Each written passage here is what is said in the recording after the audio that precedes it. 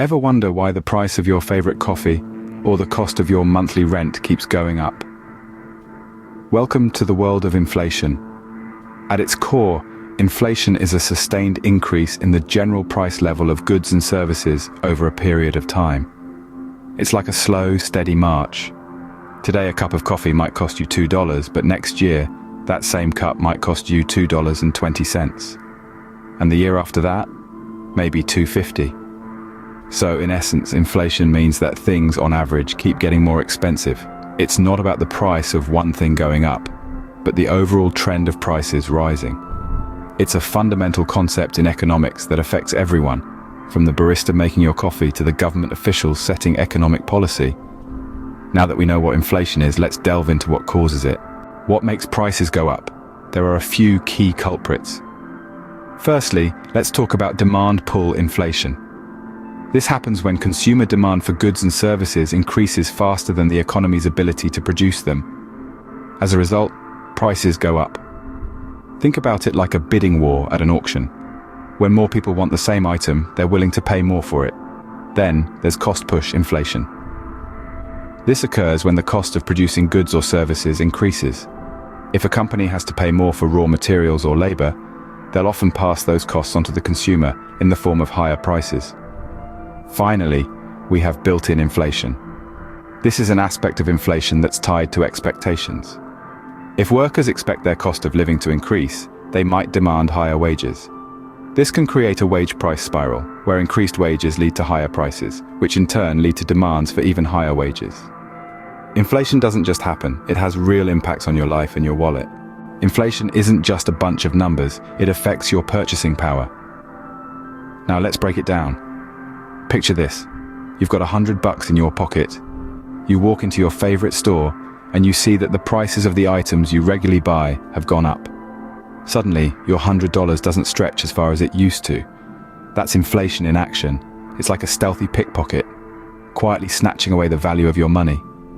As the general price level of goods and services in an economy increases, the purchasing power of your money decreases. In other words, you can buy less with the same amount of money. That's why your grandparents always say, "Back in my day, a candy bar only cost a nickel." The more prices rise, the less your dollar is worth.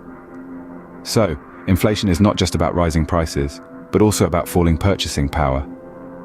Inflation isn't a one-size-fits-all kind of thing. There are different types. Inflation comes in different shapes and sizes. Indeed, inflation isn't a one-size-fits-all phenomenon. Different types of inflation can occur, each with its own unique characteristics and implications for the economy. First, there's moderate inflation. This is typically seen as healthy for an economy. It's like a steady heartbeat indicating that the economy is alive and growing. Prices rise at a manageable pace, keeping the economic engine humming along. Then there's hyperinflation. This is the Godzilla of inflations, extreme and disruptive. It's when prices skyrocket at an alarming rate, often leading to economic instability. Imagine a cup of coffee costing $1 today and $100 next month. That's the destructive power of hyperinflation. Finally, we have deflation. This is when prices decrease over time. It might sound like a good thing, but it can actually discourage spending, causing an economy to stagnate. Inflation can be a tricky beast, but there are ways to manage it. How do we keep inflation in check? It's all about balance. Central banks and governments play a critical role in managing inflation. They use a combination of monetary policy and fiscal policy to keep prices stable. Monetary policy involves regulating the amount of money circulating in an economy.